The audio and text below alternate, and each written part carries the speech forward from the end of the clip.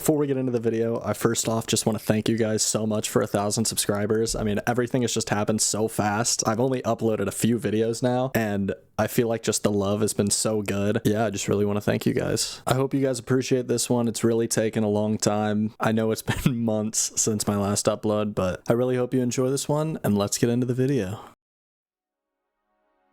It is safe to say that the zombies community is filled with diverse opinions. Any map or any game could be loved by anyone, even if you personally despise it. The zombies YouTube space is filled to the brim with a variety of tier lists or ranking videos that always tend to have relatively common opinions for the series. I've watched these videos since I was very young, and one game never seems to get the love I feel it truly deserves. I'm going to be taking my good friend Jay through a journey of what I believe to be the most special and overlooked zombies experience ever made.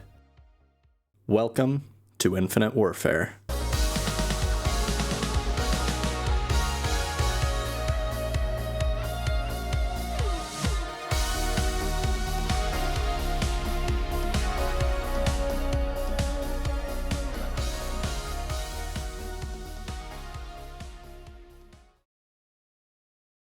The first and by far the most loved map of Infinite Warfare is Zombies in Spaceland. Every tier list you see normally has Zombies in Spaceland within the top 10 maps ever made, and it is definitely deserved. And I mean, come on. The love for this map definitely comes from the setting. I mean, it's one of the best settings we've ever gotten, if not the best. You're running around an abandoned theme park from the 80s, all while the one and only David Hasselhoff is playing music from the 80s. I mean, even if you're not into Easter eggs, running around this map and shooting zombies while listening to It's the End of the World as We Know It, The Final Countdown, and Tainted Love. I mean, it's just an absolute blast. But we're here for what I believe matters the most, and that's the Easter egg.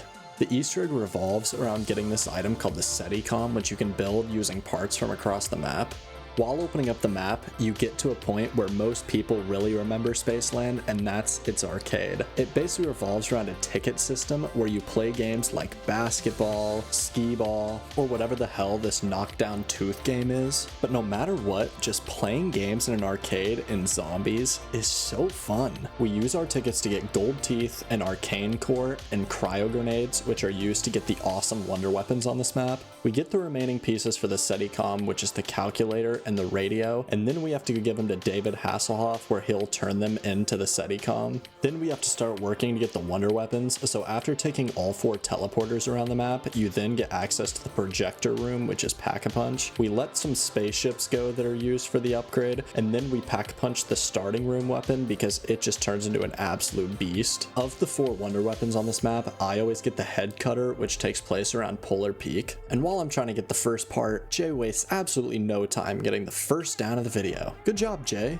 I then work on getting the first part by throwing cryo grenades at the Yeti, which then freeze zombies and I headshot them. While doing this, we then fight our first brute of the game, which is the boss, and it's really easy to take down. You can just spray into it with the Pack-a-Punched M1 and it decimates it. I can then finish getting the remaining headshots and then go into the gift shop of Polar Peak where my battery is waiting. I then have to charge the little spaceship we released from Pack-a-Punch by getting trap kills. Then after enough trap kills, the spaceship will fly around and I can get kills with the arcane core, where then it will drop an elemental ball that will charge my arcane core. Jay goes down again, and then I go and pick up the SETICOM from David Hasselhoff. I then use a brute that spawns in on the map and trap it in the iconic gator mouth, which then breaks the teeth, to which I can then replace. I mean, Jesus, Jay, come on, like, you got this. Like I was saying, I replaced the teeth with gold teeth and then shoot out one of the doors from this machine in the mouth, which then gives me the final part for my wonder weapon. This wonder weapon is so sick too. You shoot zombies and their heads just explode. Now that we have our wonder weapons, we can finally start on the SETICOM step, where you have to defend a SETICOM location for a certain amount of time, the first one being 30 seconds. The location can be any of like the one of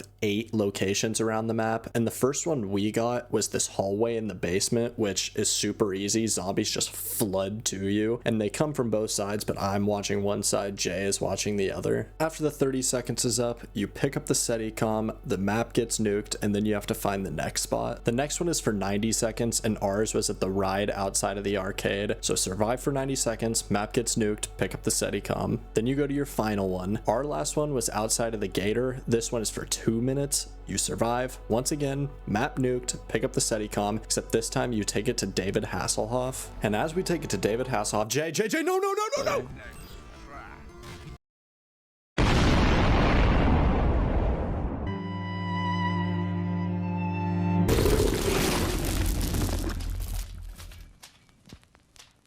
We then got the final part from David, which let us start the boss fight. To start it, we had to run around the Pack-a-Punch teleporter and place the pieces we got. After putting 4 surrounding the teleporter, you then activate 2 of them, and then lights will show up above them, and you have to remember the color order. From this point, you're just doing a normal game of Simon Says. Our color pattern happened to be red, green, yellow, blue. Using that order, you then activate the radios based off of the colors that they were in order. And after doing this a couple more times and killing a bunch of clowns, you then finally face the aliens. These aliens are notoriously difficult on solo. I mean, they are complete tanks and take so much damage. The aliens have attacks that can instantly red screen you and absolutely debilitate you while you're trying to run. And then add on top of this, if you're doing it multiplayer, an alien spawns for each player. So we ended up having to fight 2 aliens instead of 1. The basic load for this boss fight is run around, spray into the alien, and then after you shoot it enough, it'll go down on 1 knee, and you have to... Each alien needs its battery pack to be hit twice, which means you have to absolutely unload your bullets into this thing. No! Are you kidding me? Yep, the first time we tried this, we got all the way through the boss fight, was absolutely killing it, and then a meta notification popped up on my screen and tabbed me out, and we died. We eventually did it, and God, it felt good. Got it. We got it. We did it. We did it. We did it. We did it. We fucking did it. The Easter egg isn't fully over though, because you go into the Pack-a-Punch, you Pack-a-Punch your wonder weapon, and then around the Spaceland sign itself are these blue beams which you have to shoot into. And once you shoot all 5 of them with a Pack-a-Punched wonder weapon, a laser goes up through the Pack-a-Punch teleporter and shoots the UFO out of the sky. We then got to see one of the coolest visuals in all of Zombies, where the UFO crashes into the Polar Peak Mountain. And then we picked up the first soul key, and the Zombies in Spaceland Easter egg is officially finished. We then go out in style in the only way we know how, in the gator's mouth. It's a near perfect ending to a near perfect map, and this is just the first to come of this game. Even though it's the most popular, this is just the beginning of an overall great experience. The first DLC map of Infinite Warfare is Rave in the Redwoods. I think Rave kind of started the downfall of Infinite Warfare, which I don't really understand considering I think the setting of this map is also awesome. The map takes place at a lakeside summer camp in the 90s, and you have this just eerie slasher vibe all around you. And to keep with the celebrity theme of Infinite Warfare, this map features Kevin Smith, otherwise known as Silent Bob from the Jay and Silent Bob films. And this map does one thing that I feel like I don't see very often. In the map, it tells a map-specific story, and the lore of this map, I just really enjoy. Also, one of the key features in this map is this thing called Rave Mode, which literally just makes you feel like you're on acid in a zombies map. It is so cool. And for me, like I said, I think it's just the overall vibe of the map that does it for me. And one thing this map did for sure do to me was it brought out my Mr. Raffle Waffles alter ego. Maybe Purple. To do the Easter egg, we need to bring Oscar from Astra Malorum to Rave in the Redwoods. We're going to give Oscar acid in the Rave in the Redwoods. After going through the map and turning on power, we then have to start the first step, which is getting the wonder weapons. There's 4 elemental bows, and each bow requires a certain animal statue. But before we can upgrade, we have to get the normal bows, and to get the normal bows, you have to go to Pack-a-Punch where you meet Kevin Smith. The boat ride to Pack-a-Punch is one of the few things that I absolutely despise about this map. From the start of the ride to the finish, it is 40 seconds to get to Pack-a-Punch, and it's unskippable to my knowledge. Once you're here, you wanna grab the sausage, and then you can talk to Kevin Smith, which will then start the actual Easter egg. To get the bows, once you get back, you have to go into that awesome rave mode I was talking about and find deer head statues, which you throw the sausage at and then pick up the symbol that it drops. We had to do this with 3 different deer heads. The first one was in spawn, the second one was above the fireplace in the mess hall, and then the last one was inside of one of the cabins in the owl cabin area. After we went through and got all the deer heads, picked up the symbols, we then went back to spawn where we can open up the cabinet and get our Vlad. The Vlad is just the unupgraded version of the crossbow, and so we have to work on upgrading them. To do so, we have to go down to the rave area and place our statues on these speakers, and then continue to fill them up with souls by not actually killing the zombies, but doing enough damage where they just explode. Once we get enough souls in all of them, we each picked up our dedicated animal statue and then took them to like the ritual spots. My statue was the wolf statue, so I had to go by the wolf campgrounds and place it by one of the big wolf statues, and from here I just had to get kills with the Vlad. After I got all the kills, I activated the statue and it gave me the Ben Franklin, which is just an awesome wonder weapon. It's a crossbow that shoots lightning from the sky. Now that we have our wonder weapons, we can start the bulk of the Easter egg. Starting off, we get a picture, and then you hear Jay from the Jay and Silent Bob movies talk about him and Kevin Smith's life as kids and them wanting to be stars one day. It turns this scary slasher map into a sentimental vibe. We then had to place the picture outside of the campfire by spawn and shoot the arms off of zombies to charge up the picture, which is a little tedious to just shoot the arm, but after you charge it all up, you can then activate it and it'll spawn in the boss of this map, which is the slasher. But our upgraded bows make absolute light work of the slasher, and then we're able to pick back up the picture. We then see that the picture has been completely restored to show Jay. We then go and show Kevin the picture, which jogs his memory, and then we have to go find the other half of the picture. So we go above spawn and grab the second half and take it to the rave area. Once we're in the rave area, it's the same type of ritual as before where we place the picture down, except this time, instead of shooting the arms off the zombies, we have to get the legs off of the zombies. So for this, we just use a trap that we built called the balloon trap, which takes the zombies into the sky and for some reason just turns them into crawlers. Same thing as before, we killed a slasher, picked it up, talked to Kevin, and then we go pick up the final quest item, which is the skull. Once we have the skull, we can go to the beach and do our last ritual, where this one's the easiest. You just have to get headshots on the zombies. This is where my 10+ years of FPS experience comes in, and I just absolutely shit on these zombies. Just like before, kill the slasher, we pick up the item, except this time instead of talking to Kevin, we have to go down into the power room below spawn, and me and Jay have to hold on these buttons. After we press the buttons, we get in the boat that normally takes you to Pack-a-Punch, except this time Kevin Smith is waiting for us, and on the boat ride we give him the skull and he starts to come to terms with what happened. Oh man, Jay, man! Hey! Eat a sausage. Gotta get, hey, Jay! It turns out, as a part of the movie that Willard Wyler got them to do, Kevin ended up killing Jay, and he is overcome with grief and turns into the boss of this map, which is the Super Slasher. The boss fight is more tedious than it is difficult. There's 3 beams that you fill up, and once they're filled, it'll create a ritual mark on the ground, in which then you need the Super Slasher to walk into, and then you need to shoot him, which will take you out of rave mode. Once you're out of rave mode, these ritual marks will be all over the Slasher's body, and you have to shoot them, with those being just the crit spots for the Super Slasher. Once you shoot the crit spots enough, the Super Slasher will then start to geek out. Then he'll run away, jump back on top of the cabin that was once Pack-a-Punch, and then a storm will come into the map, and you have to go into this green circle and survive while skeletons run at you. The storm doesn't last very long, and the bows just absolutely decimate the skeletons. So this part's pretty easy. Then rave mode comes back in, and then you restart all 3 phases. And just as before, you fill the beacons, get the Slasher, shoot the ritual spots on the Slasher, and then he'll jump up, you do the storm. Once you survive the storm long enough, you're on to the final phase. The final phase was really easy. We just absolutely loaded into this dude, and then he dies, gets sucked down into hell where he belongs, and then it was over. The map that a lot of people actually seem to really dislike, I fairly enjoyed. I thought the vibe of this map was awesome. The wonder weapons are super fun to use, and I just love the lore of the map. Then the cutscene gives us a sneak peek of what the next map is going to be. We once again go out in style, and then we move on to the next DLC of Infinite Warfare. The second DLC of Infinite Warfare brought us Shaolin Shuffle, which is my favorite map in this game, and I think almost everything about this map is just perfect. You're running around 70s rat-infested New York listening to what I think is the best soundtrack in any zombies map ever made. This map has a soundtrack that's filled with songs like Do What You Want to Do by T-Connections, which if you haven't heard that, I highly recommend. It is amazing. And then it has that one Bully Maguire song from Spider-Man Pac-Man 3 we all know. We start off by using a card called Pack-and-Heart, which gives me a free double-packed weapon, and I get insanely lucky and get the Mauler, which is just an absolute tank.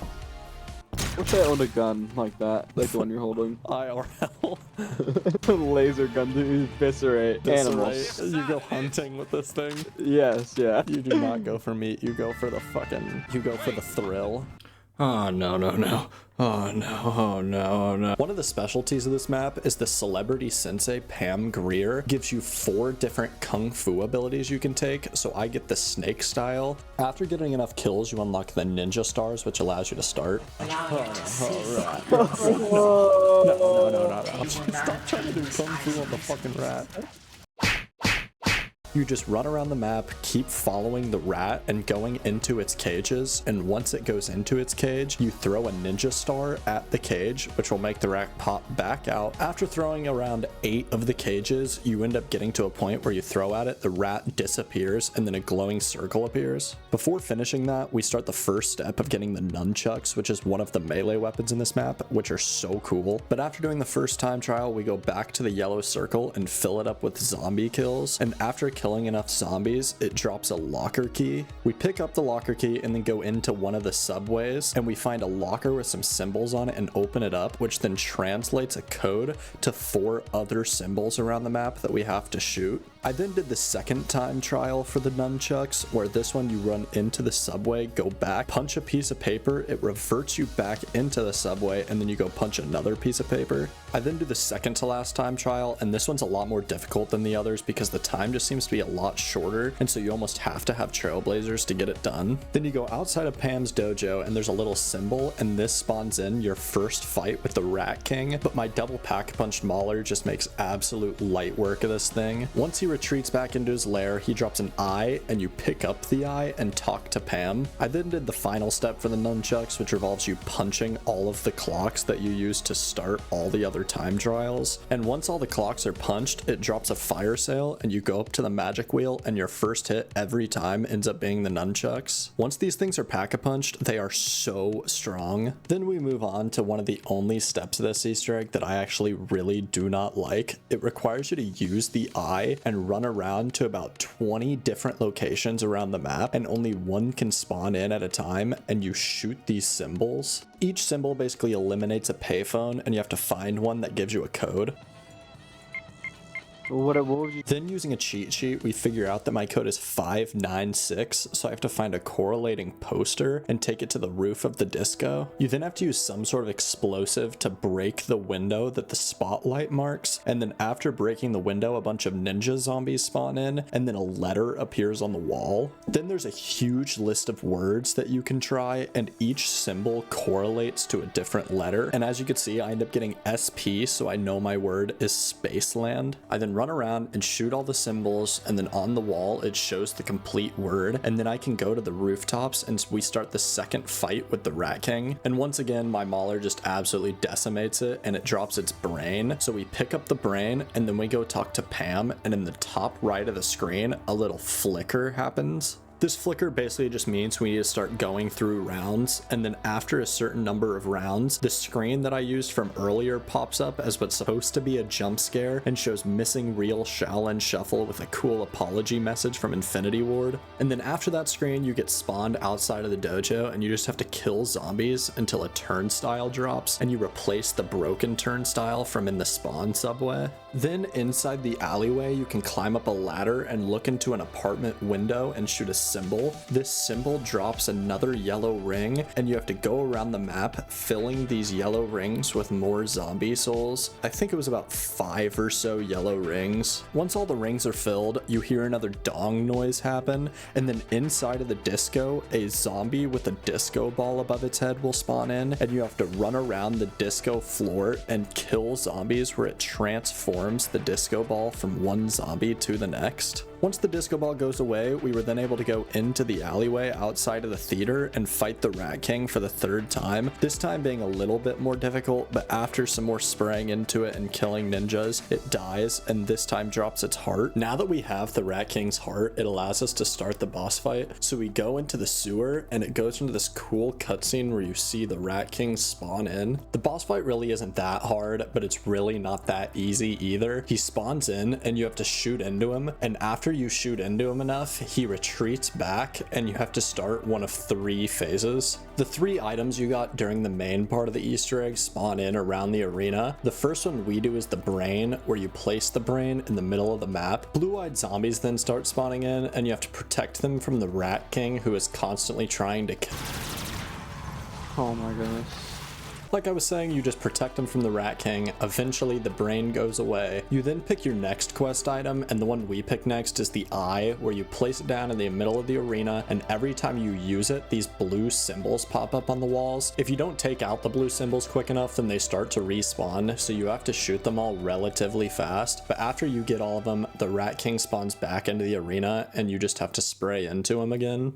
Every time he spawns in, he gets more health, so you have to spray into him, and then you do your last item. The last one for us was the heart, and this one is by far the hardest part. Puddles of acid spawn around the arena and you have to kill zombies inside the acid puddles, but they also damage you. So we went down a shit ton during this fight, but the nice thing is Pam Grier comes in and revives you automatically. After what felt like 30 minutes of repeatedly going down trying to do this step, we ended up beating the Easter egg, and god, it was satisfying. We get the cutscene where Pam Grier comes in and finally kills the Rat King once and for all, and then we end up getting a sneak peek at what the next map is going to be in the game. It's not over though, because you can go back up to the dojo and get the katana off the wall, and this thing is awesome. You pack-a-punch it, and every couple of strikes you get this green blade that just decimates every zombie in its path. But after running around and having some fun with the katanas, we decide to call it quits and end up moving on to the next DLC of Infinite Warfare.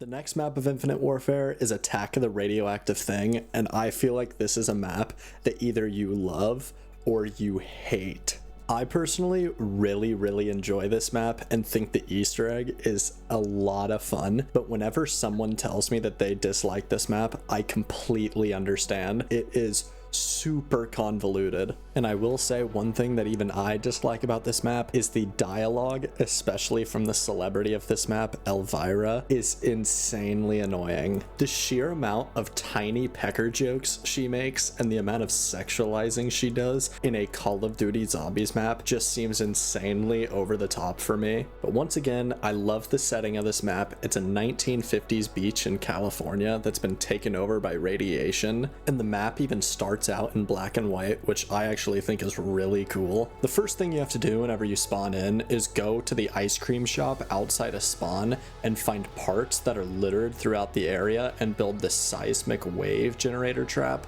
for something that we'll do later. Once you get all the parts, you pick it up, and once you start opening up through the map, you end up getting color back to the map. You then pick up one of the first parts of the map, and if you watched my BO4 video, you would have seen that the map Dead of the Night has a bunch of parts you have to pick up for the Easter egg, and this map is pretty similar. But as you saw, we picked up the power switch from that hand and used the seismic wave generator trap, and once you turn on the power in the ice cream shop, you can pick up Elvira's book. Then under the manager's desk in the store, there's a code. Mine was 2142, and we'll use that for a later step. I then melee one of the soldier zombies and pick up his leg, and then go pick up another part for one of the chemicals. I then, while running to the back of the map, pick up some of the pieces that we'll later use for the chemical station. Then in the campgrounds as well, you can find a fireplace that has one of the zombie arms in it. I then go back to where we got the power switch and use the trap and find the other zombie arm that's emerged from the ground. And then behind Elvira's studio, I can find another chemical trap and then use a grenade on a tree, which lets another zombie leg fall out of it. Then in front of Elvira's studio, underneath a car, I find the last chemical piece and then pick up a mirror from where Elvira was sitting.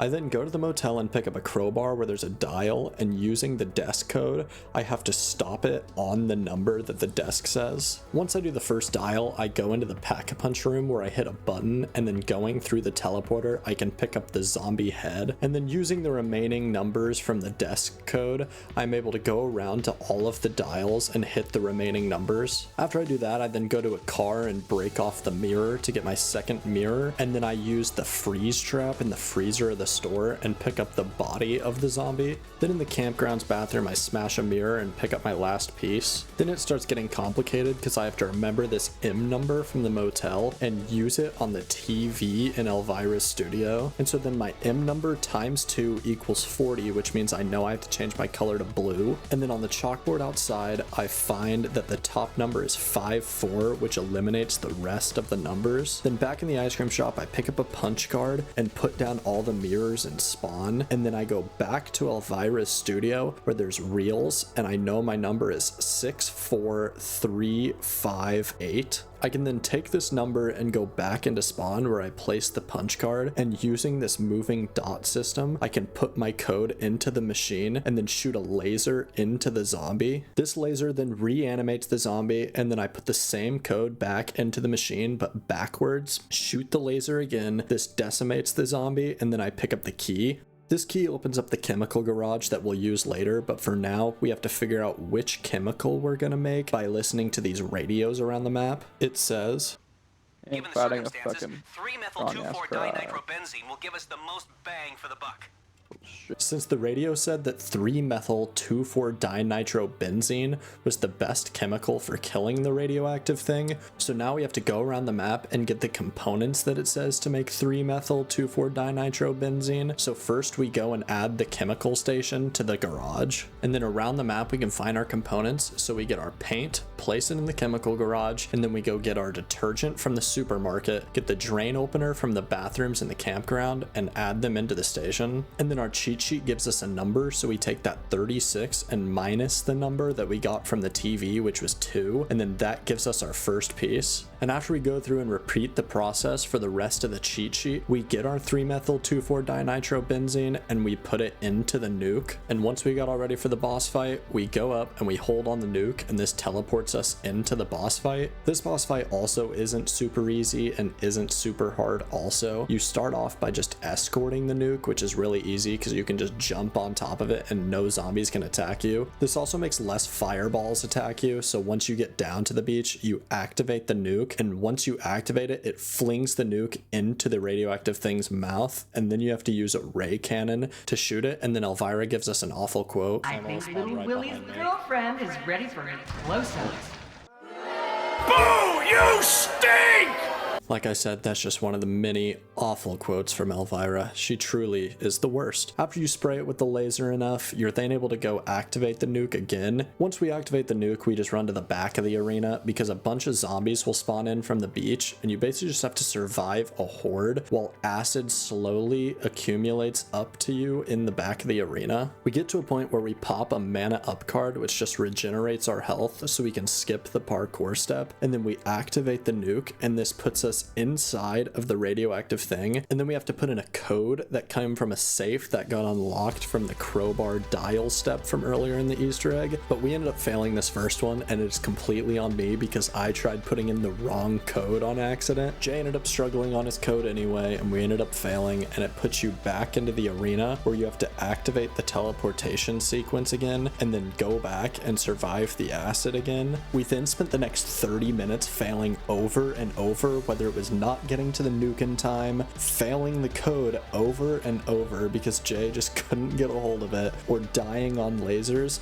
but it was an absolute shit show.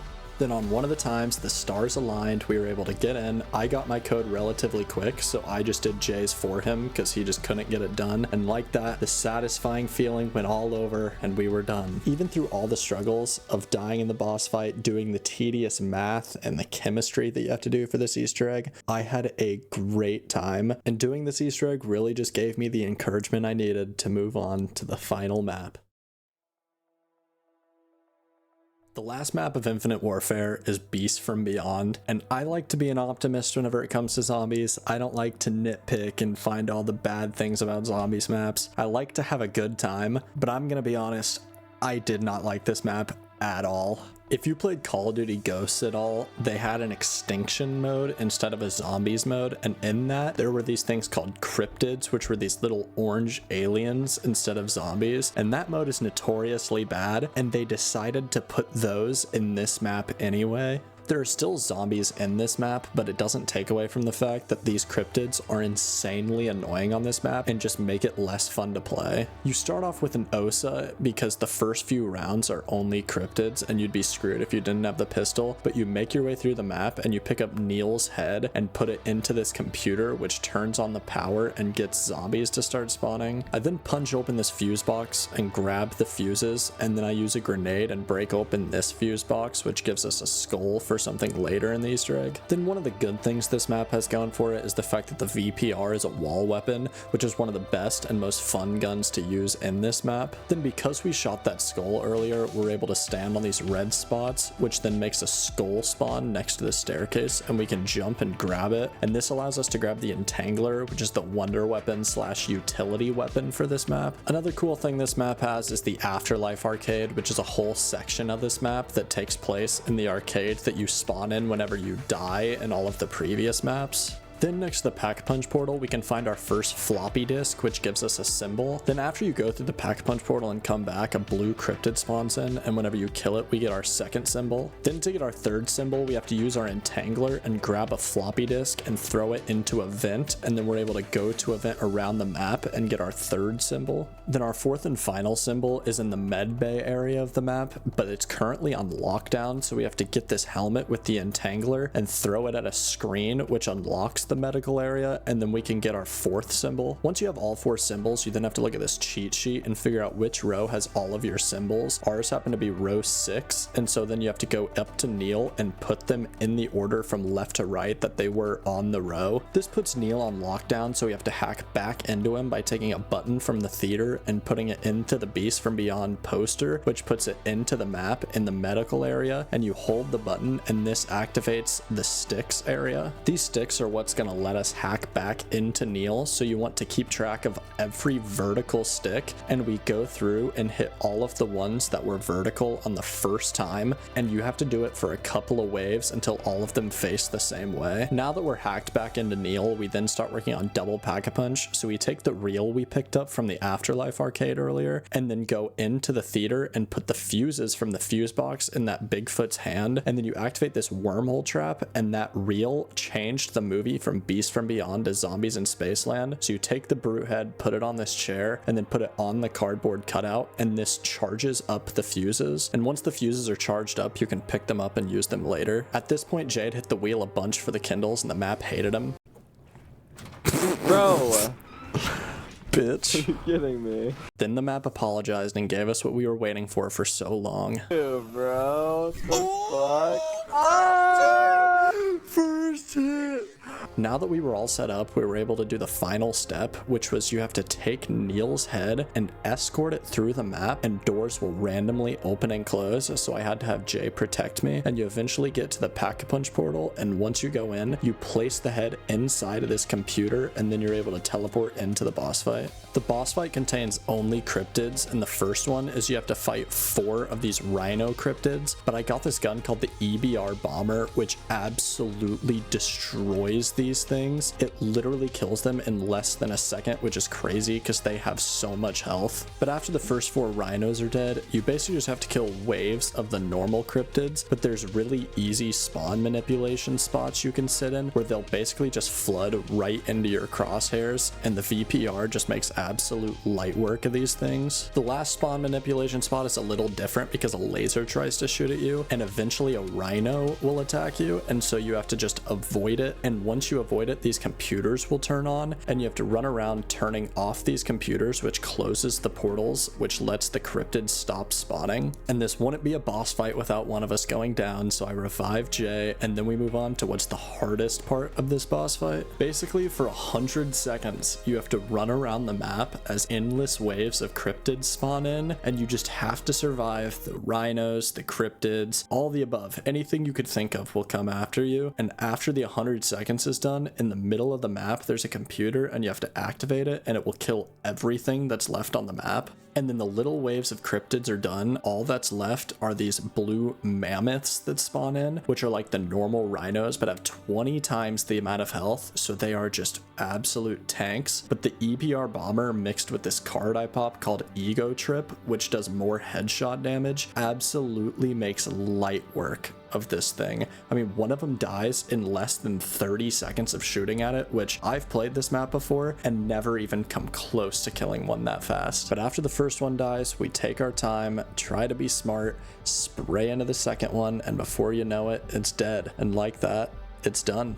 Infinite Warfare, all the Easter eggs are beaten. You can see by the reaction in my face cam, the absolute stress relief that came from that was insane. It felt so good beating it. I had done them solo before, but multiplayer was a whole nother task, and so I take Jay into the Pack-a-Punch room and let him put in the soul keys to get his director's cut. Director's cut is what makes me really love this game. It's the super Easter egg reward where every time you spawn in with director's cut mode on, you spawn in with 25,000 points and a perkaholic, and then every gun you get from the magic wheel is already pack-a-punched, and you can even get wonder weapons from the wheel. It is by far the most rewarding thing in all of Zombies, and going through and playing this with one of my best friends, it just made me love this game way more than I did before, and I'll never forget these times. Whenever I first started making this video, I wanted Jay to have some sort of personal connection to it, so I decided I wanted him to make his own review for this game, and here it is. Infinite Warfare, one of the most slept on Call of Duties of all time, came out 10 years ago when I was 10 years old, and it came out the year after my favorite Call of Duty of all time, Black Ops 3. So to me, Infinite Warfare was terrible to me, because I thought it was nothing compared to my favorite COD, but 10 years later, Infinite Warfare is now one of my favorite CODs because of how good the Zombies is. Simo convinced me to give it a try because I only ever tried Zombies in Spaceland as a kid, and I did remember enjoying it. When Simo told me to get back on, I fell in love all over again. Even if the cutscenes were just silly-ass animations, it was a great story, and Willard Wyler is an amazing villain. My favorite map is obviously Zombies in Spaceland because of the arcade, the mini-games, the vibrant colors, but you can make the zombies breakdance and die with a wonder weapon while listening to old music from the 80s. Then close second was Rave in the Redwoods because you get to trip balls and kill zombies. The music, the vibrant colors, and the fighting chainsaw guy was awesome. Third, Shaolin Shuffle baby, because the Rat King lore. And you get to be a badass ninja and karate chop zombies like Bruce Lee. The boss fights are actually challenging, which makes this game actually fun. If you die, you get to shoot hoops or play arcade games to come back to life, and you load in with guns that you had last. Infinite Warfare is the most slept on Zombies, and even the multiplayer community is awesome in the Big 2-6. My first sniper kill was a collat. I should have known this COD was always meant to be. Now that I have director's cut, I can't wait to relive the good times again. Thank you, Simo. I want to thank you, Jay. You brought me love to this game again, and I'll never forget that. But for now, thank you for watching, and I'll see you in the next one.